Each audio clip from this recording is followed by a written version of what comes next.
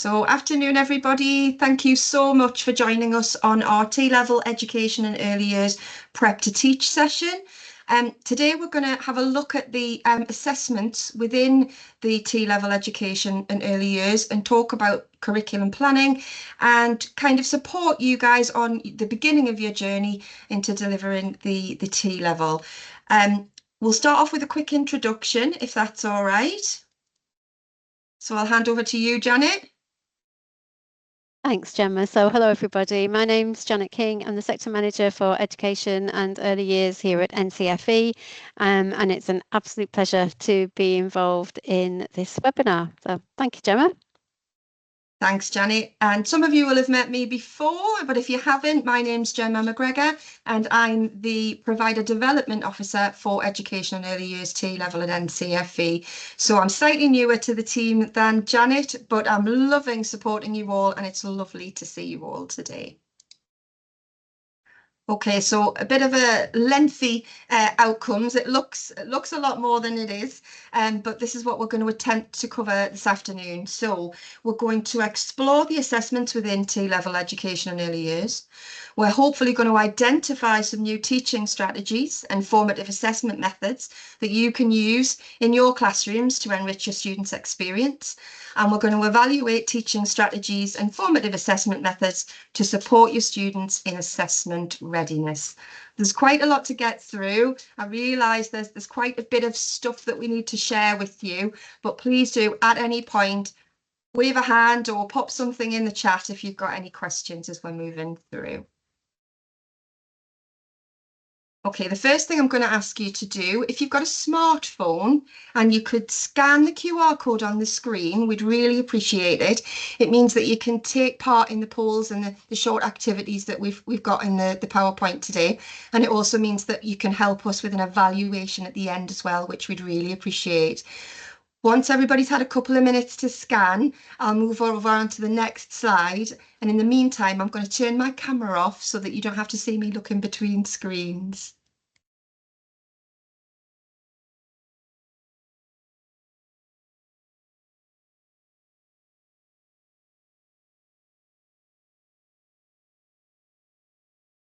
So hopefully you'll have managed to scan it, and it should take you through to our Slido page. And then once we move on to the next slide, you should be able to take part in the polls and quick activities we've got. So I'm going to move on to the next slide, and hopefully you'll be able to use this. If you haven't got a smartphone, please don't worry. You can always put your responses to the questions in the chat. So the first question that I'm going to ask you is, on a scale of 1 to 10, we've got some quick starters, thank you. What's your starting confidence level regarding teaching and delivery of the education and early years T-level? Okay, so we've got quite a spread. Lovely, that's great. Is there anybody who can't access the Slido and wants a couple of seconds to pop something in the chat, or are we all okay? There we go. Excellent. We've got almost everybody. That's brilliant. So we've got quite a spread there from 1 right the way through to 7. Let's hope that everybody can increase that score slightly by the end and find something that they can take away and use from today's session. Okay, so first off, we're going to have a brief overview of the T-level as a whole.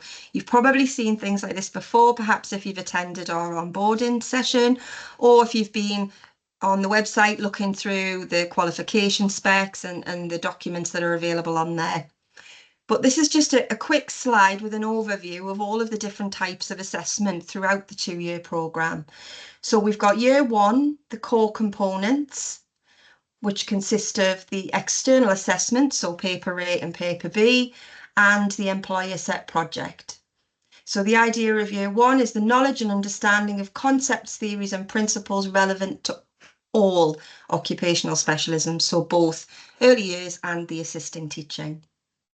For year 2, we've got our occupational specialist year, often the one that people find the more challenging to get their head around. And this is the assignments 1, 2 and 3, which are synoptic based assessments. And these are designed to support the knowledge and skills required to enable students to achieve threshold competence in the chosen occupational specialism. So this second year is where we really contextualise our delivery to support the occupational specialist choices of our students. Okay, so I'm going to take you through year one, and then once we reach year two, I'm going to hand you over to Janet to talk you through the occupational specialist assignments. But we'll start off initially with core assessment. So in the first year, we have paper A and paper B and the employer Sept project. And you can see from this slide the weighting of each of those assessments. So paper A is 35%, paper B is 35%, and the employer Sept project is 30, taking us up to 100% for that assessment year. We have 2 paper exams. Paper-based and on-screen options are available. If you want to do on-screen exams, please make sure that you let your exams team know so they can request those from NCFE. And paper A covers elements 1 to 6 and paper B covers elements 7 to 12. Each paper lasts 2 hours 30 minutes and they're available to sit in both the summer and the autumn term. Students can have unlimited retakes, but they do need to retake both papers. And retakes must be completed within 2 years after completion of the T-level. On screen now, you'll be able to see the assessment objectives, and these are for the core papers.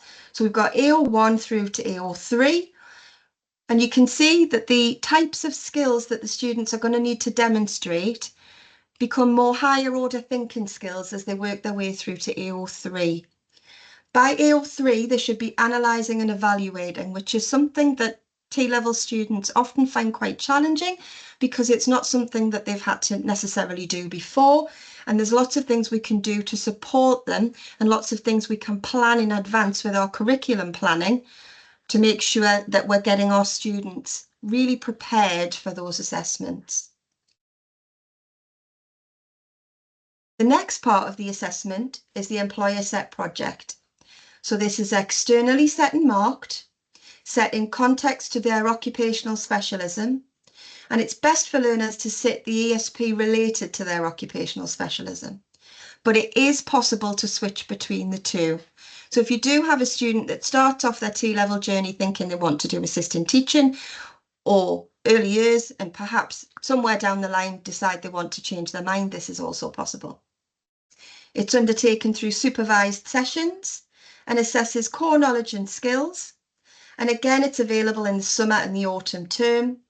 You must securely retain all the students' evidence from the ESP, and that gets submitted to NCFE for marking via our portal. Now, the assessment objectives are slightly different and more extended for the ESP. You can see instead of 3, there's 5. And this is because it's a project, takes longer to undertake, and there'll be a project brief that the students have to work towards and make sure that they've met. They'll also have to do reflection activities, peer discussions and various other activities in order to complete the ESP. I think we've just got a comment in the chat, which I'll have a look at before I move on to... What it was, Gemma, we're just thinking about the length of the paper A and paper B. To my knowledge, that was still 2 hours per examination, but I think comments are alluding to maybe we've got on there 2.5 hours. So let's double check that. We'll double check as we go. We'll double check. That might have been an error. I will double check. Thank you. Thanks, Janet.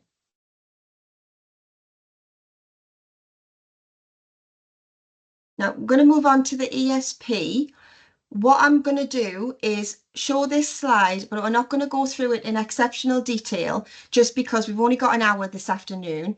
So I'm going to show the slide, click through the activities or the tasks that the students have to do, and then we will have a session online, again, a virtual session where we talk through the ESP in more detail. So the ESP consists of several tasks that all make up to form one project. And this is how that looks. So the students start off with a pre-project research activity and then have to create an early support or intervention plan, and then creation of an activity plan. They complete a preparation activity for a peer discussion. They review that, amend it, and then take part in a peer discussion. And then they reflect on the discussion and update their activity plan as appropriate. For task 3, they prepare a professional discussion, which they do with yourselves. And then for task 3B, they have a recorded professional discussion about their own activity plan. This is the activity where you will video record it and submit this to the portal as evidence. There is some guidance on that, which I'll share with you. And as I say, we will do some further exploration into the ESP in another session. Then they'll move on to task 4, which is a reflection task. Does anybody have any questions around the ESP before we move on?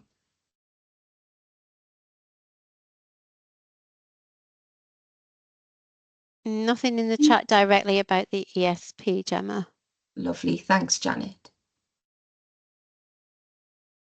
Okay, the next slide, I don't know if you'd like to weigh in on this one, Janet, the general competencies, and these are across the whole of the T-level, and these general competencies are the English, mathematics and digital competencies that are embedded in the skills throughout the technical qualification. Yes, sorry, just responding to something in the chat, but let me come on to these general competencies. So I think it's something to bear in mind. So first of all, being very familiar with them. So thinking about those English competencies, when we think about the those statements there from 1, 2, 3, 4, 5, and 6, that actually a lot of those things are going to be very straightforward, are going to be naturally occurring, are going to be things that students do and hone in on and refine their skills in those general English competencies most of the time and throughout that formative learning. So they'll be able to show those and demonstrate those or evidence them in the different forms of requirements of the ESP. When it comes to mathematics, then there will be the odd question. You'll be able to look at exemplar papers for the core paper A and core paper B, and you'll see that there are some questions there that are going to ask for an application of mathematics.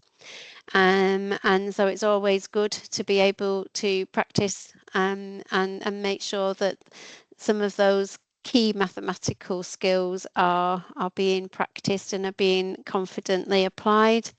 And then digital competencies, again, these are things that are going to be seen and developed within that ESP in terms of how students are producing their presentations. If they're going to use a presentation, they're being videoed, they're doing, they're giving feedback, they're using research. So all of these things will be more naturally occurring. So I think it's just being mindful of them, isn't it, really, Gemma, and making sure that we give some due diligence to them and have a look when it comes to the breadth and depth and not being too worried about in particular perhaps the mathematics, which might be the one that you feel is shoehorned in here. Having a look at the past exam papers just to get a feel of the sorts of things and the sorts of levels and depths and types of questions that occur. Yes, definitely. I would agree, Janet. I think a lot of these are naturally occurring and you will see them sort of organically happening as you work your way through the delivery of the elements. So it's just being, as Janet says, being mindful of them. Past papers, you can find those on our website. I can link you to those at the end. Okay, so again, these are the core skills. So you'll find these in the assessment specification and the guidance for the ESP. So these are the skills that students apply and contextualize their core knowledge through the demonstration of them. So these are about communication skills, working with others, using formative and summative assessment, and how to assess and manage risk when planning activities. So again, these core skills will evolve naturally. I think you would agree, Janet. And that there's something that obviously you're going to need to be mindful of, and also you do have to assess these skills as part of the ESP. There is a pro forma that you will need to complete with regard to these core skills. Yeah, absolutely. And I would say, just before we move on to year two, that you will find that when you read through those, that they are things that happen all the time. So they are, naturally occurring, and you might just need to give a little bit more attention to things of a digital and mathematical nature. But again, have a look through the exemplar papers, and it will give you that reassurance of breadth and depth, which is manageable and accessible for you and your students. Thanks, Janet. Okay, so here we go. So we're moving on to year two. So a whistle-stop tour of year one. So let's just reflect. The students have done their exams. They've been taught the 12 elements, and they've done paper A, they've done paper B, they've done their employer set project. What I will say at this moment is that, it's up to you as providers how this delivery model is put into practice when you do your and core assessments and so on. But typically what is happening, and Gemma, very rare that it's happening in a different way, but most providers are teaching the 12 elements, doing paper A, paper B at the end of that year, and the employer set project, and then moving on as a natural sort of transition on to year two. And year two, and the occupational specialisms, you need to make sure that as you get towards the end of year one or in the early days of year two, that you're actually reaffirming. So your exam department needs to make sure that you've got those students registered, that they've actually said, yep, I was an early years student in year one, I'm still an early years student now, that's the occupational specialism I'm doing it, and you kind of bank that in, and you do that for all your students, because that confirms, even though you've been registered for the whole thing, that confirms the occupational specialism that you're going to actually be on, and it triggers the moderator to be able to support you along the way. Now, there are 3 assignments that are part of the occupational specialism, and you can see the weightings on there. And I'm just going to zoom into the assignment 2, because assignment 2 for the early years is split into 2 parts. There's a 2.1 and there's a 2.2. And for those doing the assisting teaching occupational specialism, there is just assignment 2.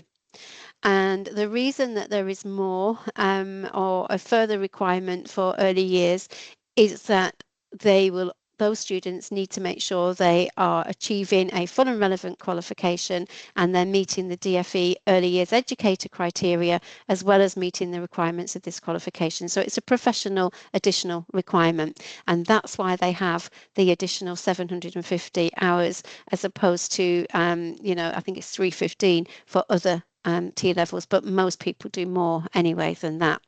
But we're thinking of year 2, but assignment 2, part 1, you've got to imagine that, okay, that's over there, it's part of year 2, but I'm going to drag assignment 2, 2.1 over to year 1, because that is my placement, that is my assessor guide, that is where I need to be observing and carrying out professional discussions with my students in their placement over time.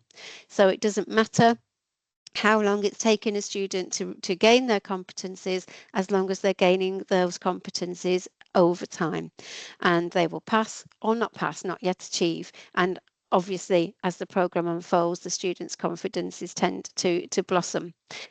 Now, 2.2 or assignment 2 for assisting teaching is made up of 3 structured observations, and they definitely belong in year 2. And those structured observations have got set criteria that need to be achieved on three separate occasions, on 3 separate observations, and the students will plan to meet the criteria that's been set. They'll then be observed, and then they will go through a scoring process with yourself as assessors that's again subject to moderation. And all of that is a very gentle and well supported process, but it will rely on the moderator to be able to guide you through standardization activities and so on. So that's why it's important that you make sure your students are registered for their second year, even though they've been registered for the whole thing. It's important to sort of bank in and lock in that occupational specialism. And those 3 structured observations really do bring that coherence of theory and practice together.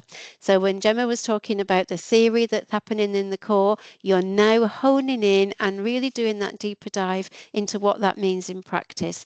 What's the early years foundation stage all about?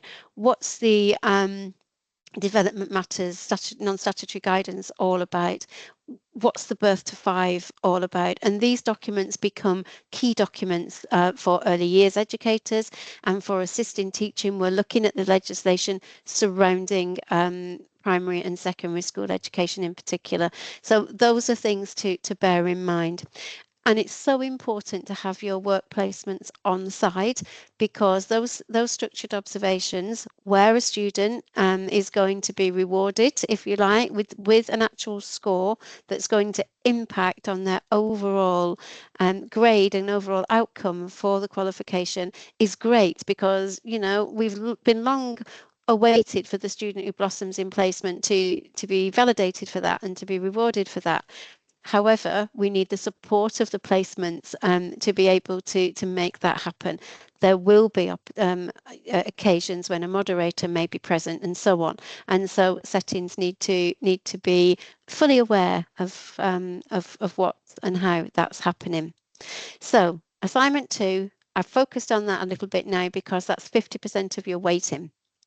And then you have assignment 1 and assignment 3 making up the rest, and these are done under supervision, and they will be all around planning. So we can see here, thanks Gemma, that assignment 1 is all about planning educational activities for the individual needs of children in assignment 1 for early years, and mirrored as appropriate for assisting teaching. Assignment 2, we've talked about there, that's all about those observation skills. Remember, you have the competency-based EYE criteria that's going on throughout the programme for your early years students, and part 2 for both early years and assisting teaching, that's going to be scored through 3 structured observations. And then assignment 3 includes your students completing 3 observations that we will, you know, the age range is the age range they're working with, but the area of development or learning and the method of observation to be applied, that's been obviously one that's taken from the specification, will be set by us. So they will complete 3 observations, and then they'll also be given case studies of 3 observations that have been written that they will begin to use as part of an analysis. So you can see that this is all around. It's all wallowing really in early years or assisting teaching, because in assignment 3 for assisting teaching, we're looking at an analysis and evaluation of case studies that are based on observations that teachers have made of children and young people. So we're thinking therefore, you know, about safeguarding issues and things like that, and what are we identifying in terms of the individual needs of young people, children and young people in school environments. Thanks, Gemma. Thanks, Janet. So just moving forward, the next slide we've got here, which again, I'm sure Janet would like to talk through, are the performance outcomes. So these performance outcomes apply to the second year of the programme, so the occupational specialism year, and you'll see there are 5 for early years and 4 for assistant teaching, but there is some crossover between early years and assistant teaching if any of you do have students taking both occupational specialist routes and you're delivering to both of those. Thanks, Gemma. So you can see on there those performance outcomes for early years, and you can see how they're anchored to what's been taught in the core and how now they're being contextualised to the professional skills and that day-to-day practice of somebody in an early years setting. So you can think about how are these outcomes met through the EYFS, through daily practice. How are these outcomes met, and how does the development matters and birth to 5 how do they actually support all of these things? So support and promote children's play development and early education, develop relationships with children to facilitate their development, plan, provide and review care, play and educational opportunities to enable children to progress, safeguard and promote the health, safety and well-being of children, and work in partnership with colleagues, parents, carers and other professionals to support children's development. And if you are working with students that are assisting teaching, then you're supporting the class teacher to enhance children's education individually and in groups. Plan, provide and review educational opportunities in collaboration with teachers and other adults. Safeguard and promote the health, safety and well-being of children and young people, and recognise, adapt and respond to individual children's needs, including those with SEND, to support development and access the curriculum. We have got schemes of work that look at the individual performance outcomes for both early years and assisting teaching, and also we've got schemes of work that combine. So if you have a cohort where you've got early years and assisting teaching students that carry on, they've been taught together in the first year and they carry on, and that's the way that it's viable to be able to do that. I'm not saying that's the easiest thing in the world, but we have got schemes of work that help you to see that crossover, and that's got some scenarios that enable that sort of from the early years right through to the older children, so that you've got some scenarios and case studies to work on in class as part of your teaching and learning. So just reach out if that's the position that you're in. Thanks, Janet. Joel, did you have a question? Yeah, hello. I just wanted to clarify something that Janet said. So on the 2.1 assignment Yes. 2, the year 1, so we've just finished our first year of year 1. Are you saying, you know, the 41 or the 51 competencies, are Yeah. you saying to go for our assessor to be going in, observing, see how they're doing, have that discussion on what they need to perhaps work on? And obviously I know none of that's assessed, but do you give a suggestion on how many observations that assessors go in for, or does NCFE not prescribe? It's just that our management are very hot on how many allocation of hours and how many times our assessor goes into a year 1 and then a year 2 student. Do you make any suggestions for that? It's a good question, and in a, I suppose, unhelpful way, we don't. But what we would say is that, you know, it's got to be student led, and you're the best people to advocate for that. But what I will say is that observation is the most effective and the best method for this. It's preparing students as well in the case of early years for those structured observations. Likewise, it gives opportunity for teaching the assisting teaching students to practice towards their structured observations that can only happen in year 2 also. I suppose as a rule of thumb, we can only say what's happening, and what tends to be happening is that with an average cohort of, say, I don't know, anything between 18 and 24, I'm just picking that as a sort of average cohort, then you may be having one observation a term. Others on the smaller cohorts and maybe doing every 6 weeks. But it becomes student-led because you'll know straight away which students are going to really benefit from the nurturing. So it's difficult for us to say that each student needs this amount of observation because it's going to change with every cohort. But what we will say is that students who are observed and observed frequently, we would say that was good practice, and we would say that that prepares them best for the structured observations of year 2.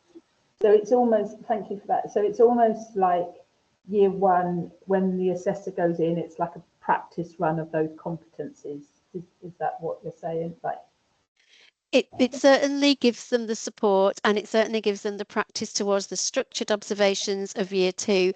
But for early years students, assignment to part one, those competency based, the 41 that you mentioned earlier, they can be started, and you can be writing your observations and building up your professional discussions as soon as that student is ready and settled in placement. So that is something that can happen, and in that way you are preparing them for the observations that are going to come in the second year through those three structured ones, but also you're showing that competence over time, and I think that's really important. Okay. with the criteria. So yeah, So I would. if our assessor deems that the student is good, those observations would carry through from year one into year two to say that they're occupationally competent. Yeah. Yeah, absolutely. Yeah. And of course, everything is subject to moderation is the bottom Yeah. line. But yes, you don't have to wait until the moderator comes out. You can be gaining and collecting all of that information, just as perhaps you may have done on a previous technical vocational qualification. Yeah, rather than wait for everything to happen in year two. Small cohorts, you might be able to manage that. In larger cohorts, well, you definitely need to do it to get the 750 hours in, because it's physically impossible, but I think you can also use that time to be able to start collecting the evidence for your individual students as well. Okay, that's great. And just one other question. So when we re-register them, for the second year, how quick does it trigger a moderator? It's just that this will be the first year of us doing year two, and obviously we would like to get the guidance and everything that we need as soon as. Yeah, absolutely. I know that it's efficient. I don't know what the actual service level agreement is, but I know it's efficient, and so certainly a quick turnaround. You won't be waiting for weeks. But what I would say is that on the 2nd of July, we also have an assessor network. So if this is your first time sort of going into that prep for moderation, on the 2nd of July, there's an opportunity to actually meet with moderators and ask any questions and talk through processes. And of course, that will be, I know we're getting into holiday mode, so we will also have a recording of that that'll go onto our YouTube as well. So I'll say it's efficient, and I'd probably like to say, I know it's being recorded, but I think it's probably within a couple of weeks when a moderator will be in touch with you. It might be sooner. Yes, it's generally quite quick, just on the grounds that if you can imagine how many providers they need to sort of engage with and try and plan for, so they do tend to be quite quick. And as Janet says, in fact, the link to that event that Janet's just mentioned, the July Assessor Network, is further on in the presentation. So you'll be able to copy and paste that and join that event, and we'll have the moderation team there so you can prepare any questions that you have in advance, because they've scheduled in some time for Q&A. And I think Janet's right, it is fairly efficient, and it happens quite quick after you've made that registration for the second year and your student's choice of occupational specialism. Okay, that's great. Thank you.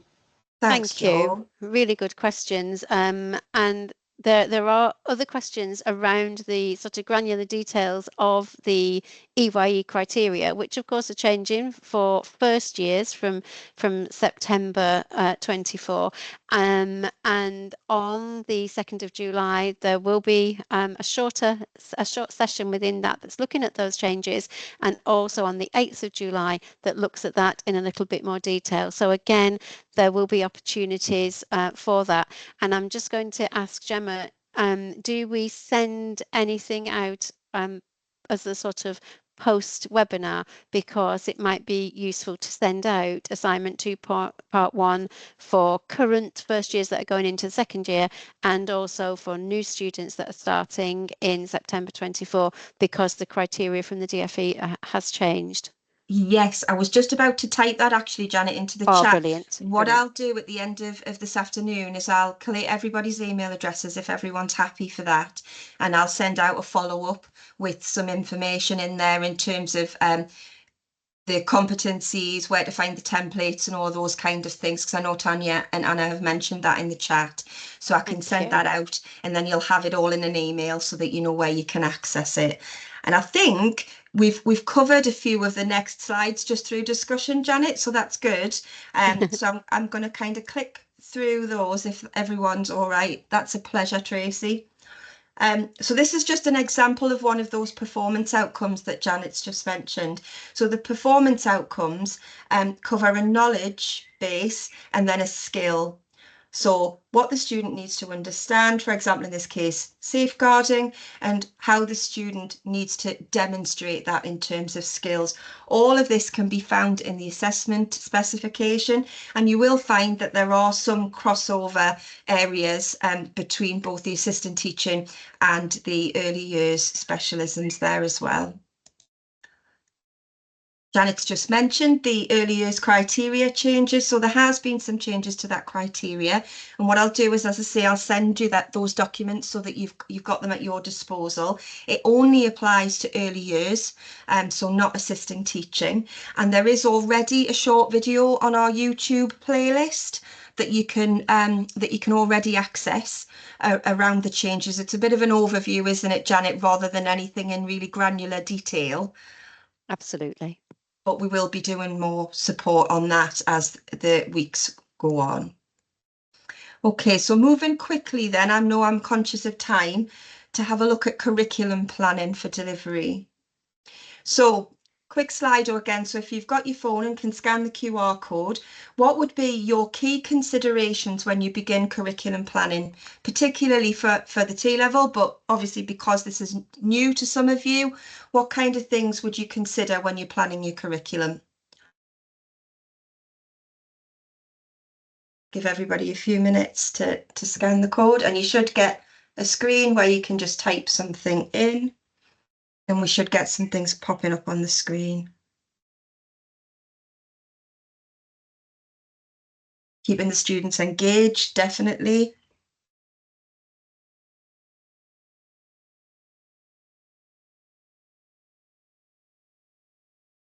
Staffing, yes, have we got enough people to deliver it? Timetabling, yes, making sure everything's happening at the right times. Planning elements which relate to each other, that's a really good one. We're going to look at that very briefly in a minute. Time to deliver the content, yeah. Time, resources, yes. The breadth of the spec, yes. Ensuring we finish by the time the exam comes around. Making sure the students have all the skills that they need. Excellent. These are the kinds of things that are really common and we get asked a lot. So I thought I'd just cover a couple of different ways that you can tackle your curriculum planning moving forward, just a few ideas, and how you might think about how you're going to timetable everything and plan everything in. So just very quickly, and again, you know, you can find all of this information in the specification, but in terms of guided learning hours for delivery, for year one, we've got 344 hours. And then with the exams and the employer set project on top, that takes us to 360. And you'll see that the occupational specialist year is slightly different. 520 for the early years, 540 for the assistant teaching, which includes the guided learning hours, the assessment, and that totals the total qualification time. So when you're planning, think about how much you need to cover and what the suggested guided learning hours are when you're planning your curriculum. We often get asked, don't we, Janet, what's the best way to deliver the elements? And the answer to that is there's no specific or prescribed way. So we don't say to you that you have to deliver it in any, you know, particular delivery model or have to plan it in any particular way. But you'll see some of the comments that we got on the slide or slide before actually are reflected here. So you might want to consider your staff, your areas of expertise. You might want to consider your staff strengths, areas that they're particularly confident in delivering, their subject knowledge, what industry experience they have. There's also access to resources, which again, I think somebody mentioned. Making sure that you plan around your academic calendar. So are there any other events happening at your provider that you need to be aware of? Placements and their settings and their availability, and also our key dates as well. So someone said making sure that everything's planned and prepared in time for the exams. Definitely. And when I send out that follow-up email after the session, I'll put in there our key date schedule as well, so that you can make sure that you've got all of those dates at your disposal, quick reference, so that you know when you're working towards for each of the assignments or each of the assessments. So again, another poll. So if I was to ask you, which curriculum planning approach would you choose? So we've got some different choices here, and these are just examples that other providers have used so far over the different years of delivering T-levels. So some have assigned a theme to a tutor, some have assigned an element, some have followed the assessment structure. Some have combined elements together, which I think somebody mentioned on the previous slide, and some choose to deliver the elements just in chronological order. So if you were to choose one, as you stand at the moment, which do you think? Lovely. So most have gone for assigning elements to tutors. Excellent. To be fair, that's probably one of the most common approaches. Lovely. It's interesting that nobody's chosen chronological element by element. And it's good to see that you're thinking about how those elements can link together as well. Okay, so these are just examples of ways that other providers have planned their curriculum. So there's an example here of a delivery model where there's 3 tutors available. There may not be in your program, you may not have that many tutors available, but this is where themes have been assigned to tutors. So perhaps child development, approaches to learning, study skills, ESP skills, and assessment readiness. So sort of almost sharing out the load in different sort of thematic areas in order to plan who's going to deliver what. The next one is assigning an element to tutors, which is the most popular. So you may have tutors with specific backgrounds in specific areas where you can share out the teaching load based on that. So somebody perhaps who has taught the previous level 3 diploma, or somebody who has an assessment qualification, for example, who might want to support more with the year 2 and the observations, or somebody who has particular experience of SEND, for example. So looking at the elements in terms of who would feel the most comfortable delivering each one of the elements. This is an approach that a provider suggested not very long ago, actually, and this is about compartmentalizing the assessments. So you have one tutor working on paper A, another on paper B, and then another on the ESP. So splitting up the skills and the knowledge and sort of channeling them into each specific assessment throughout year 1 delivery. And equally, this would apply for year 2 as well. And then probably my favourite, and I think Janet might agree with me, we'll see, is the combining of the elements. A lot of the elements can be combined and there is crossover between them. So this is just an example of 4 different elements that can be combined together to incorporate core skills. What would you have anything to say about the combining of the elements, Janet?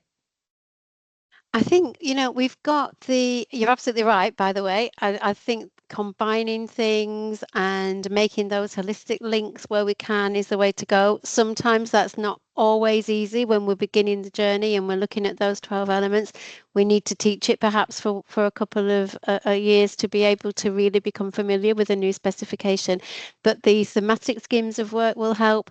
And also, I think when you look through and you might think of topics, you know, legislation, where's all the legislation, where's all the theory coming, and you can look for those holistic opportunities.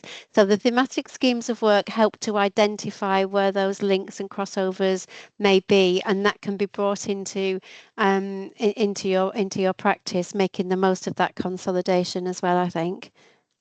Thanks, Janet. And this is the teaching of the elements in order. So these are the 12 elements that make up the core delivery. And some providers just choose to deliver in order. And as Janet says, for the first run through, it might be that this is the sort of, I don't want to say easiest, but the most straightforward of options in terms of planning your delivery for year one. And it also allows you to really get to know the elements as well. If obviously you're new to the qualification and new to what's sort of included in each of the elements. Okay, so now we're just quickly going to move on to formative assessment. And this is just some kind of tips in terms of planning assessment into your curriculum so that you've got everything ready and prepared and your students are ready for their assessments as and when they come about. So in terms of the first year, that's preparing them for the core papers and also the ESP. If your students are moving into second year, then obviously that's the occupational specialist assignments. So just some things to think about really. How well are your students able to apply the general study skills? What's their level of written communication, particularly on entry when they're joining the programme for the first year? How confident are they with verbal communications and presenting? Because they're going to need to do this as part of the ESP. And if they're in their second year, they're going to have those professional discussions as part of assignment 2. Are they academically literate? And by that, I mean, what are they like at research activities? Because there's going to be that pre-release research activities part of the ESP. Can they create PowerPoints and presentations? Are they able to apply techniques in an exam situation? So will you need to look at exam technique, for example, or will you need to look at revision strategies? That might be something that you'd want to plan into your curriculum to get everybody ready so that they know that they've got all the skills ready for those core assessments. And there's just a top tip on there, which came from a provider just the other day. They've decided to set an activity during induction and over the summer for new students who are due to start in September. So the students will, they're going to give them a research activity to do before they join the programme and submit via email, I think, before they start in September, which they're doing to support them, to support their students on entry to the programme and kind of set those expectations of what kind of activities they're going to be doing. So they're going to get them to do a research activity and prepare a short presentation about themselves and why they're joining the programme for them to deliver when they join. That's great, Hannah. So Hannah says she's planned to use element 1 during induction to gain prior knowledge and expectations. That's a really good idea. It doesn't just help yourselves in terms of your planning and your curriculum, but it really supports your students as well, because you know what you need to focus on and support them with moving forward. Great. That's brilliant. So creating information leaflets. Do you want to share, Hannah? Are you comfortable sharing what kind of information leaflets you'd like them to create?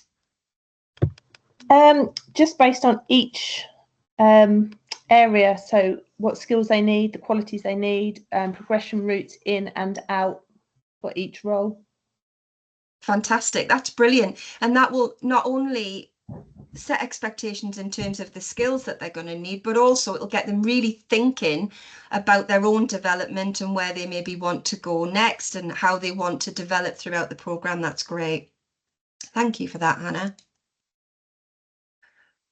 So yes, so formative assessment. So it assesses students' entry level using their prior knowledge, skills and experiences as a baseline. It can bring together the elements in learning. So can you make learning links? Which elements interlink or fit together and how? It's good to timetable regular formative assessment that's meaningful and timely. So when does it fit best in terms of looking again at that key date schedule? When are the actual live assessments going to happen, and how can you make sure that there's enough formative assessment in your curriculum to prepare them for that? And it also helps identify any gaps in knowledge. So help you decide when to stretch and challenge, or when a topic can be moved on from, or if there's anything that your students need that additional support with. So again, I'd really like it if you could share some formative assessment methods that you currently use. So that's a great one that Hannah's just shared there, that she's asking her students to create those leaflets. That's very much a sort of entry-level activity for them joining the programme. But is there any that go-to assessments that you use that you'd like to share with the rest of the group? And I'll leave that on for a couple of seconds.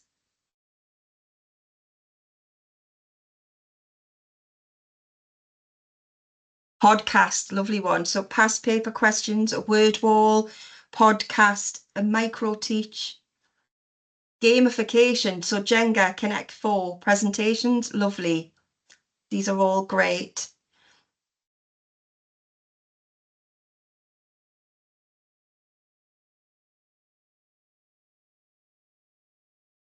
Oh, that's an interesting one I've not seen before. Human O&X. Yeah, human noughts and crosses is that? Yes, noughts I and think crosses, I like that. I can see a team building activity coming on, Gemma. I don't want to point anybody out, but I love the sound of that. It's so much fun. Oh, so is that you, Hannah? Would you like to share again? Okay, so they get into two teams, obviously noughts and crosses. Whatever element we're working on, they are then, it's split in half, and they have to devise questions on part and part. They then ask the other team the question, and if they get the question correct, then they can sit on a chair, and they have to strategically place themselves to then get 3 in a row, so noughts and crosses. That's fantastic. I think we might have to use that, Janet. We might have to use that at our next event that we're all at. That's fantastic. I actually used it with my level 1 students and progressed to the level 3 students, and it is amazing to see how they actually integrate with each other and work with each other in a team, and then to strategically work how they're going to knock the other team. It's really good. That's great. That's really good. There's some brilliant innovations actually on here altogether, isn't there? Wonderful. Thanks for sharing, everyone. Yeah, definitely. Definitely. I'm going to pop a few up on the screen. I won't go through them all. I'm conscious of time.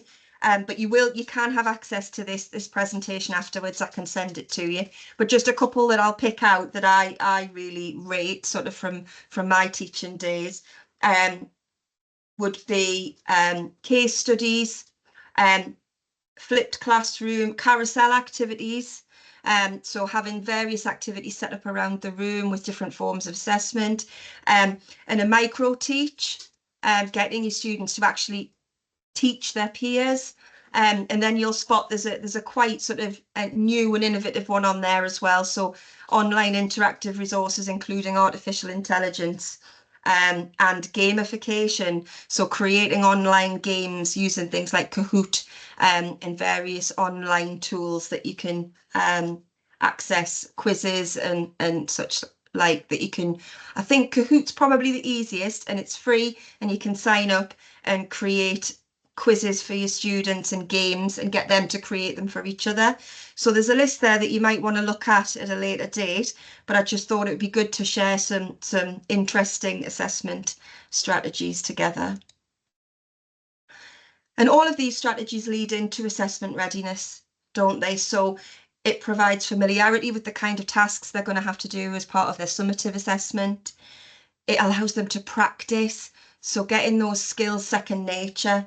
Doing mocks as well. Almost every provider I've spoken to plans into their curriculum, for example, an ESP mock or practice paper mocks. It allows for the crossover of skills. So being able to cross over, for example, peer discussion or presentation between the ESP and also professional discussion in the second year assignment 2. It builds confidence. It allows them to explore question types on the exam papers. So the difference between multiple choice, short answer and extended response questions. It allows them to explore sample responses as well. We've got some sample responses on our website that are a great tool to use when you're planning your curriculum. You can plan those in so that your students can look at those and see what a really good response to an extended response question looks like. Also using those chief examiners reports, they're also on our website and they're a great tool when you're planning your curriculum to look at the areas that our chief examiners might have spotted as areas where students perhaps haven't gained as many marks. So things that you can use to plan to make sure that your students are getting the highest marks possible. And it also helps them encourage reflective practice. So every time you're doing a formative assessment activity, encouraging your students to reflect on that, what went well, what perhaps didn't go so well, and what they can do to improve with your feedback and support. And lastly, I just wanted to point out some of the teaching and learning resources that we've got at NCFE on our website. And I appreciate sometimes it's difficult to find things, so I will be sharing things with you via email. So if you hang on till the end of the call and we can make sure we get everybody's thumbs up that they'd like me to send stuff over. But on our website, we've got the teaching materials tab, which is on our qualifications page. And this is where the schemes of work live that Janet mentioned earlier on. And they're a really good sort of starting point. You will adapt them and you will find that you add bits in and perhaps move things around, but they're a really good starting point when you're planning your curriculum, particularly if it's your first year of delivering the T level. We've also got our events, further upcoming events. So these were the two that are coming up next. These are both in June and the link's at the bottom there, but I will again put that in the email as well. So we've got the Prep to Assess for Occupational Specialisms event, and then a best practice network with some top tips for year 2 delivery, if you're just about to go into your first year of year 2. And the event Janet mentioned earlier on, which is the July event, which is the Assessor Network, the link for that is also, to register for that, is also to be found following that link at the bottom of that slide, but I will send that to you this afternoon.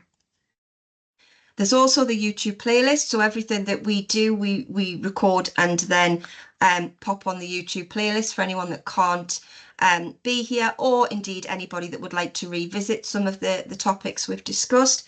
And you can find that by just going to YouTube and typing in NCFE, and it will bring up a list of playlists. And if you subscribe, you'll get a little ping when the new videos are uploaded on there as well. In terms of further support, we've got our T-level support email, so they can support everybody with portal enquiries, registration enquiries. So if you need any support registering your students for the second year, for example, you can contact them direct. You can also contact me direct, and my email's on the screen there, or the provider development inbox in the event that I'm unavailable. And then if you've got any questions around resourcing, or anything to do with exams, you can contact our accounts team as well, and the contact's on the bottom of the screen for Bradley there for that. And lastly, so we did that confidence score at the beginning. We've had a whistle-stop tour of the T level. I think Janet would probably agree. It's a lot to get into an hour, and we have just gone over. Hopefully, you've taken something away from today and you've been able to understand a bit more about the assessment structure in terms of how that works across the programme. And hopefully you'll have got some top tips from each other in terms of assessment methods, and everyone's feeling even just a little bit more confident. I'll just leave that on for a couple of seconds. That's fantastic. That's fantastic. Thank you, everybody, for doing that. These are some useful web links that I've just placed on here. Don't worry about trying to copy them down or anything now, because as I say, I will pop those into an email for everybody at the end of the session. But in a nutshell, we've got our qualifications page, which is where you'll find all the documents relating to the T-level. Our events page, where you can book onto our CPD, drop-in clinics, and the assessor network. The key dates schedule, which is where you'll find all of the assessment dates, and the qualification specific instructions, which tells you all about the regulatory requirements in terms of administering the assessments, and our playlist there at the bottom. And lastly, I'm just going to leave this on the screen while we have a few questions at the end. And this is just the evaluation. We'd love it if you could fill that in for us. And also any comments about any future CPD you'd like to see, or anything you think would be useful moving forward. We'd love to hear from you. It really does help us, doesn't it, Janet, moving forward, when we find out what providers are really, you know, in need of for the coming academic year. Absolutely. And while you're sharing that, there's just been a couple of questions around placement, Gemma, if I can just jump in with and take those rather than try and answer them quickly here. So there's a question around maximum number of placements for the early years educator occupational specialism students taking that EYE pathway. They can take more than 2, and that's really if to be able to engage with that EYE criteria. Likewise, if a student is settled in a day nursery, for example, and they're able to see the breadth of ages there and they're hesitant to move, then that's absolutely fine if that's the best thing for the student, to be able to nurture them both personally and professionally. And the other thing to say, that if a student was really settled in a reception class and looking at the early years foundation stage through that approach, then I'd just be tempted to say they really ought to spend some time with the earlier age ranges, just for the sake of covering that scope and range of the qualification. Brilliant. Thanks, Janet. Thank you. Is there any further questions while we're here? Could I just ask a quick question? Sorry, Janet just said about, you know, keeping a student, you know, where they feel comfortable. Is that over the 2 years, or, you know, to gain that experience of babies and littlies? But if they know primary teaching is them, they could spend then, like you said, the majority of the time and be observed, and that's okay to spend that time in the reception class. In theory, Jo, anything that's happening within under the umbrella of the early years foundation stage is good. It's not really the best practice to stay in reception class the whole time, because I think you're less likely to see the younger children. So I would say, you know, the student should experience the opposite age range, if you like, within the EYFS wherever possible. We know it's not possible to be able to directly have that hands-on experience across the age ranges. It's just not accessible. It's not possible.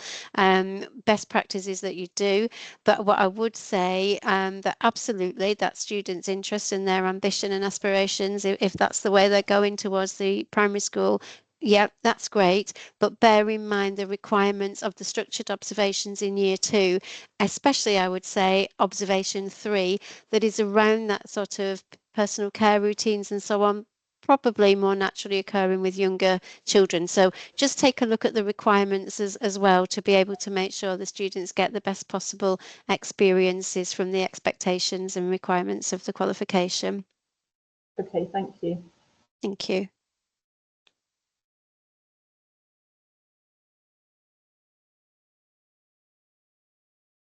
And yes, can you have the link for the observation assessment template? That'll be an Yes. assignment to part 1, won't it, Gemma? So if we're sending Yep. those across, you'll find those in there. Yes. So if should be in there. if you've clicked on the, or scanned rather, should I say, that was very old school, clicked on. If you've scanned the QR code, there is a box at the bottom to pop your email address in, if you're happy and you want me to send over all those resources. And yes, that'll be in the assignment too, so I can get those over. So I'll make sure if there's anything that anybody really would like, you're welcome, Tanya. If there's anything anybody would really like to have in that follow-up email, please just pop it in the chat. And I can make sure that I get everything over to everyone. And remember as well that we do offer one-to-one consultations as part of our support package, for the want of a better phrase. So if you haven't booked one yet, particularly if you're sort of new to T-level delivery and you'd like to book one, you're more than welcome to do that. And I can send the link to book the consultations in that email as well.